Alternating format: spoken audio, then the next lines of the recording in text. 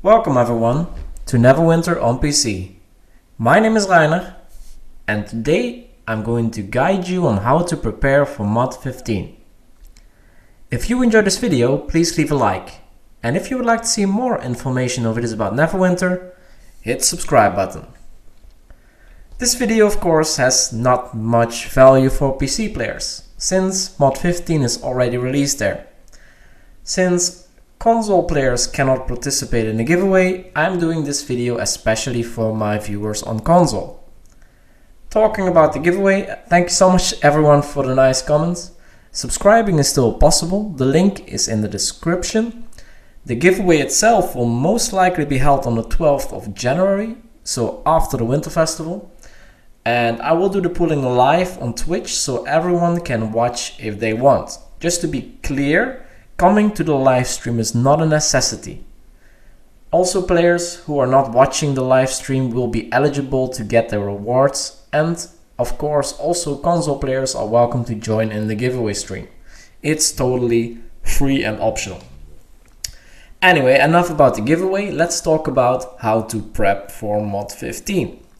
I will cover the following topics today: prepping for artisans, for workshop upgrades, prepping for gold, guild marks. I will talk a little bit about leveling professions and master crafting recipe unlocks. But let's start about the artisans. In MOD15 there are a couple of ways to get artisans. There are four ways to get artisans actually. The first one is by buying artisans in the Zen store. You cannot buy specific artisans, you can only buy a chance for an artisan. You basically buy this pack and you will have a chance to get a common, rare or epic artisan from the profession of your choice. So you choose a profession and then you get an artisan of that profession, and the quality is actually based on the rank of your workshop, but I will get back on that later. The second option that you can see is the asset exchange credits. This is something where you can trade in your old assets, buy new assets. So you can exchange your old leadership assets, so heroes, your old grandmasters, which turned into bills of labor, and also your old tools. You can exchange them all for, I don't know if I have any left, no. But you can exchange them all for credits, asset exchange credits. And with those you can buy new tools, so the new tools, and also new artisans. This is actually exactly the same pack as you can buy on the Zen store. You can choose your profession and you get a common, rare or epic artisan application, which is random based on your workshop level. The third thing is, well, over time artisans will automatically apply at your workshop. In this work table here, what I've noticed is that more applications occur if you are doing more in profession. So if you're crafting more, you will get more applications. But exactly how this works, I'm not super sure. But you will get random applications here. I don't see the application right now for some reason. No idea. So yeah, bugs. But yeah, this is actually the only of the four options where you get an artisan which is not the level of your profession. So if you want to have an artisan of, let's say armor smithing, from option 1, 2 and 4, you will get an artisan with the level of the profession itself. But artisans who come into your workshop will have a random level between 1 and this max level, the level of the profession. And the fourth option is the legacy profession slot unlocks. With the first three options, the quality of the Artisan is based on your workshop level plus a little bit of chance. Only the fourth option will give a guaranteed quality. And this means that this is an extremely important one. Let me show you what I mean. So if you go into, no, not the workbench, I want to go in here. So here's the option for the slot unlocks.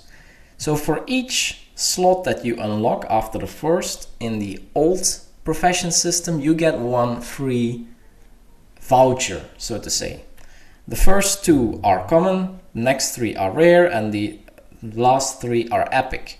So these vouchers give an artisan of the profession of your choice, but also with the quality of the voucher. This is extremely important actually, because this is the only guaranteed way to get epic artisans. So make sure to unlock your profession slots on all of your characters. It's very important. So that's actually all about artisans. So to conclude, make sure to unlock your profession slots, get credits for buying assets. So you can see I have quite a bit of credits here. If you have excess credits, you can always turn them into material credits, which you can use for the next subject. So it's not a bad thing to have too many. And these are unbound, so you can even sell them or transfer them to another character. So once again, having too many of these is not an issue. So yeah, that's artisans. Next up is workshop upgrades. There are, maybe most people already know, there are 4 ranks for a workshop, and each toon has their own personal workshop. That means that each toon on your account can upgrade their workshop until rank 4. The level of workshop determines a couple of things. A higher rank means that, as I said before, there's a higher likelihood that a rarer artisan applies to your workshop or comes from the Zen pack or retainer packs. But a higher rank also means that your delivery box is bigger. Rank 1 gives you the first 2 lines, rank 2 the next one, rank 3 the next one, rank 4 the next one. And a higher rank workshop also gives more capacity for artisans. You start out with 8 and each rank up gives you 6 more for a maximum of 26 at rank 4. Leveling up your workshop is actually pretty easy if you prepare well. And it can also be very time consuming and expensive if you don't prepare well. So, workshop upgrades.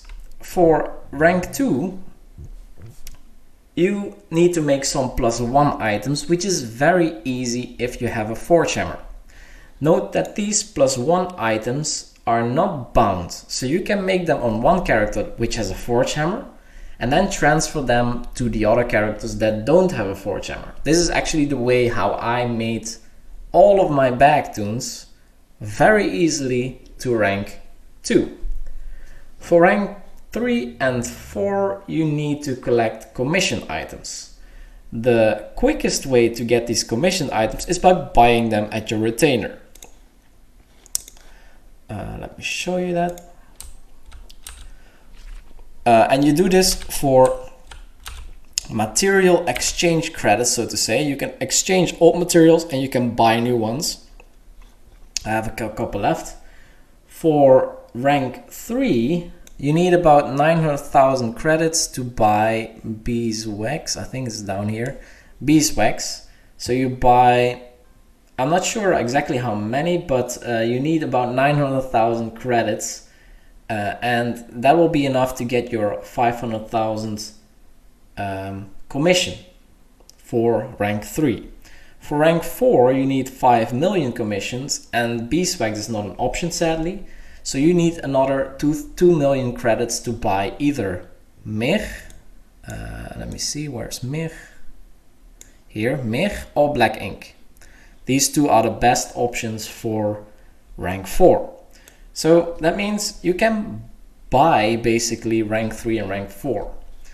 For the rank 4, it depends which item Lady Begum, which is the person where you file your commissions, which item she accepts first, because it's a cycle and she doesn't accept the same items every day. So how do we get these material credits? Because that's what we need. Material credits actually can be very easily obtained. So you need about 3 million, and exotic pelts from the tannery is worth 4 credits each. And so I think I have some exotic pelt on here. Exchange all materials. So you can see there's also other things that give material credits. Exotic pelts, we have them here. They are obsolete now and they give 4 exchange credits each. And you can buy 75 of them for 1 guild mark. So it basically means you have to invest, you have to get 750k exotic pelts. So make sure that you have some room. But you have to spend 10,000 guild marks to get 1 toon to workshop rank 4. If you also have these torn bandit camp clues, which I had a lot of them on my leadership armies, make sure to not sell them because they're worth a ton of credits. Other nice things that are also worth a lot of credits are the elemental stuff, elemental aggregates, elemental, the unified elements, and also these elemental resources. But they're also good for the next subject actually. So let's go to the next subject, prepping for gold. And this one is a bit tricky but important nonetheless.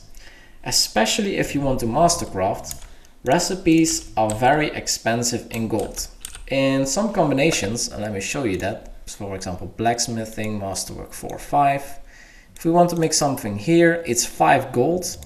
And with this very good artisan, this recipe will cost me 15 gold per attempt. Which is a lot, really a lot. In MOD15, gold can actually be bought very easily in the auction house. There is a new item called gold bar. Nice things about gold bar is that they buy and sell both for 1 gold. So there's no loss there in gold. As you can see on PC they sell for about 400 AD per gold, which is quite a bit. So if you have a recipe that costs 15 gold, that's already 6000 AD in gold, which is a lot. That's like more than the old rush cost. The 400 AD is of course, it doesn't mean it will have the same value on console, but it's just an indicator. In MOD15 actually a lot of gold making options change. Temp vendors will not sell common resources anymore.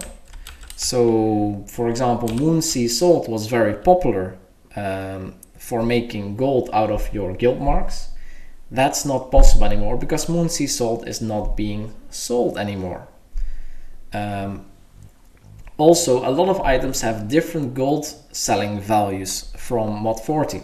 For example, what I already mentioned before, these elemental resources went up by a lot. I think they were, well, maybe a couple copper before, but now they are 60 silver each, which means that 1 stack of these elemental resources is 600 gold.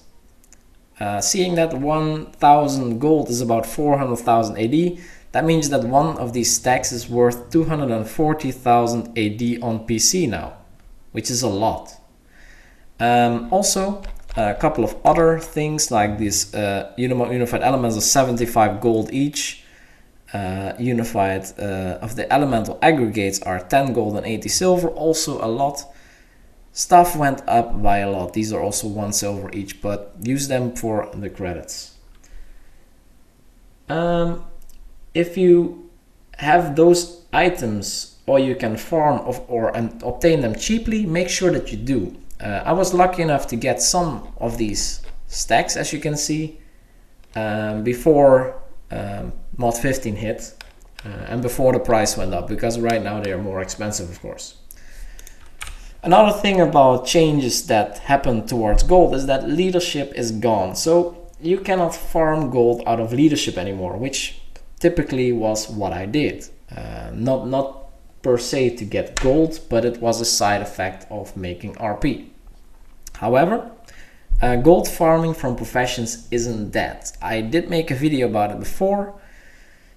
It has received quite a heavy nerf, but it's still possible to farm gold in mod 15. So prepping for gold, get some of these high priced items if you can get them for cheap.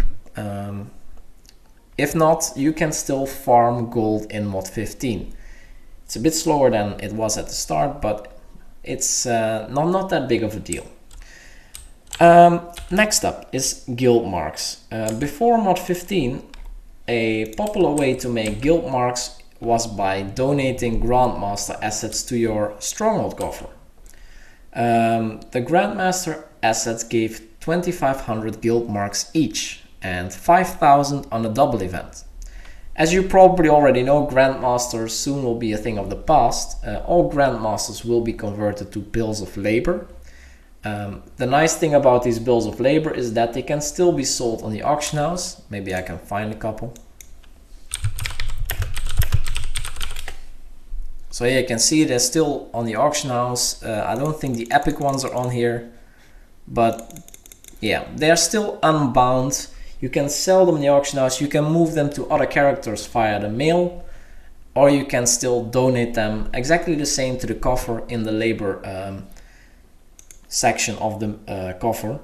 They're worth the same value, so nothing has changed there. You can also exchange them for the asset exchange credits, which I showed you before, to get new artisans. In the end, all of these bills of labor will disappear, since there will not be any new sources. You can still get them, by the way, from old profession packs. So from this one, you don't get a craftsman or tool, you get the bills of labor. But yeah, that will be the only way of getting them, and in the end, they will all be gone. The new artisans cannot be donated, since they represent real people in the new D&D world. So it's a bit odd to donate them. You now hire them and fire them. So instead, we can donate almost all resources now. And one of them, probably known by now, because there's a lot of people mentioning this already, and also in Neverwinter Uncensored, it has been mentioned in a whole blog. It's a very high contender, which is charcoal. Charcoal is very cheap to get in mod 14, and it's very expensive in mod 15. You will be able to get 16 guild marks for each donated charcoal. So we have charcoal here. It used to be an uncommon resource, and now it's rare, which is one of the reasons why it got more expensive. It's also worth 70 copper now, by the way. But one full stack of this charcoal is worth almost 16,000 guild marks, and that's not even during a double guild mark event. So in short, stack up on charcoal, whatever room you have. It will not be easy to donate, because if many people do this, the coffer will always be full, but you can make some temporary guilds to donate the supplies that you have to make guild marks. I personally don't do this because it's very time consuming, and yeah, it's not my thing. So what you also can do with this charcoal is sell it, of course, for people who are willing to spend time to make guild marks out of these. And they're worth quite a bit, at least on PC right now. So the next topic is leveling professions. And this is my personal opinion, but leveling professions before mod 15, it was a pain in the butt. You had to restart your task 2 times per day manually, preferably even 3 times per day, because the 8-hour tasks were best. You could even do it more often because that was even quicker, but if you have a lot of toons, it was so much work. You had to swap and swap between all toons, and it was such a hassle. In mod 15 is going to get a big boost actually. First of all, as mentioned before, you can still pretty easily make gold off leveling professions. So the best thing about leveling professions in mod 15 is that you only have to log in once per day on each toon. What you do is you get the items from delivery box that you started the previous day. Then you spam your morale, so you have 400 morale per day. You use all of that up. Then you sell the products that you made, and then you go to the next toon. And the next day your delivery box will be full with the products again, and you do it all over again. So just once per day on each toon. Much more convenient. Leveling this way is so much more convenient, also faster. My advice is, if you're not level 25 in certain professions yet, and you're not in a hurry to get master crafting recipes unlocked, don't rush this. It will get better. There's no need to prepare here. So that brings us automatically to master crafting recipe unlocks. And this one has been asked for a lot. Should I unlock my master crafting recipes in mod 14 or in mod 15? Should I wait or should I do it now? Well, if you have legendary tools, my advice is to make use of them before mod 15 hits. Having 95% chance super easily by just using tools which are static and you can always reuse them is a very nice and easy to uphold method.